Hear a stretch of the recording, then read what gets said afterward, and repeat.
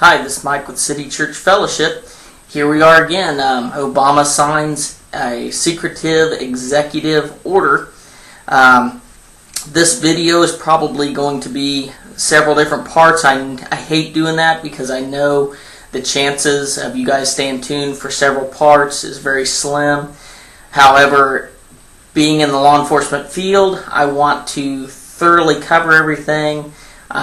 Anything that I present as news, I want everything backed up.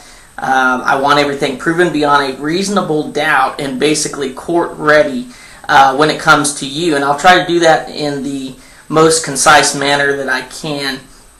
This comes out in the Great Bend Tribune, Great Bend, Kansas.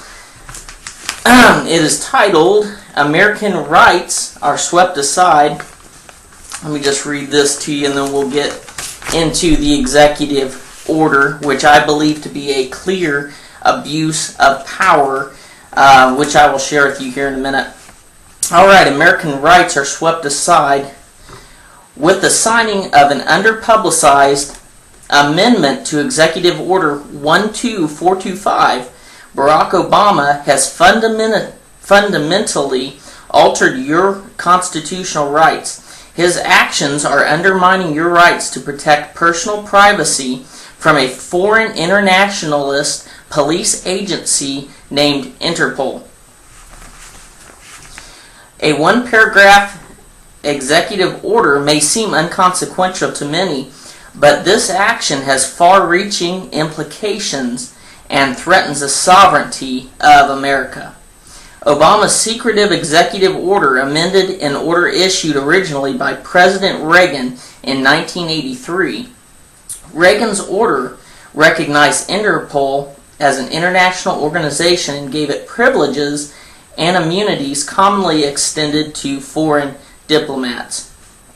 Reagan opened the door to allow Interpol to operate in partnership with the U.S., but with significant constitutional safeguards. Specifically, Interpol's property and assets remain subject to search and seizure by American law enforcement, and its archived records remain subject to public scrutiny under the provisions of the Freedom of Information Act. Okay, let me just break for a minute. That original executive order allowing us to contract with Interpol, Reagan had put significant constitutional safeguards. We'll get into this in a little bit, but any time that you grant international immunity to a company, that means their assets are no longer, their records, their property, even if it's located in the United States, is no longer subject to search and seizure, which would be very unconstitutional. Okay, now if we're contracting with an agency like Interpol, which is an international police agency, it answers to the international court system, very involved with the UN.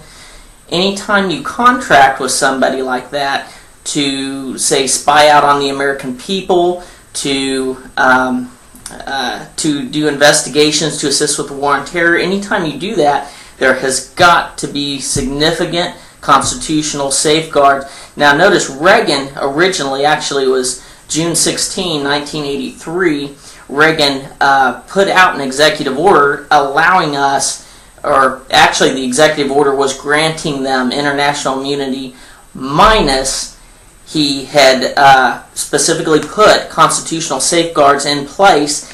Reagan said, no, you will have international immunity except for your property, your assets will remain subject to public scrutiny and search and seizure from our law enforcement and judicial review, which was appropriate in my opinion because there was a safeguard there. However, let's go on to what Obama did. To point out, it was also subject to the Freedom of Information Act in Reagan's original executive order, which was appropriate. Okay, going on. Interpol had to answer to the FBI and U.S. courts under Reagan's order. These safeguards were stripped away by Obama's action the week before Christmas without debate or explanation. Obama picked the holiday season to make this radical change to minimize media coverage. We're going to get into this a little bit more, but there was more that went on that gained media coverage over that period. Okay, reading on. This order marks a significant change in federal policy and usurps the constitutional power of our government by yielding it to an international organization. Michael van der Gillian writes, "This foreign law enforcement organization can operate free of an important safeguard against government and abuse. Property and assets, including the organization's records, cannot now be searched or seized. Their physical operation locations are now immune from U.S. legal and investigative authorities." Whoa. Obama has given an international organization unsupervised freedom to investigate Americans on our own soil without recourse or supervision of our own government. Let's read on.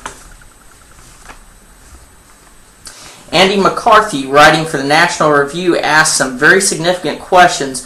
Why would we elevate an international police force above American law? Why would we immunize an international police force from the limitations that constrain FBI and other American law enforcement agencies? Very good question. Why is it suddenly necessary to have within, get this, within our own Justice Department, a repository for stashing government files, which therefore will be beyond the ability of Congress? That's very true. We'll get into that. American law enforcement, the media, and the American people to scrutinize. Interpol is the enforcement arm of the International Criminal Courts. The United States never signed into the Rome Treaty, which created the International Criminal Court, because of the potential for abuse by foreign interests. Obama has signaled he may sign the treaty over these objections and subject Americans to prosecution overseas in the international criminal courts. This is harmful for two reasons. First, the U.S. Constitution clearly states that it is the supreme law of our land, and allowing the international criminal courts to supersede the U.S. Constitution violates American sovereignty. Second, the war on terror is unpopular with Europeans, and the international criminal courts may attempt to prosecute heroic American soldiers with trumped-up war crimes. That is a very real threat as well. Obama is putting brave American men and women at grave risk.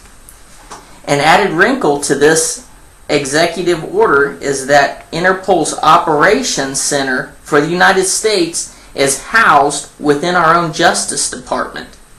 To get that, many of the agents are Americans who work under the aegis of Interpol.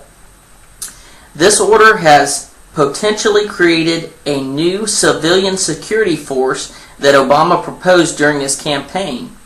This group of law enforcement officials is no longer subject to the restraints enshrined in the U.S. Constitution. The order guarantees that Interpol officers have immunity from prosecution for crimes they may commit in the United States. They are absolutely immune from prosecution. If they come to your house and try to take you in the middle of the night and take you overseas to be prosecuted in the international criminal courts, they cover it up in their records. American law enforcement, the FBI, cannot get in to investigate.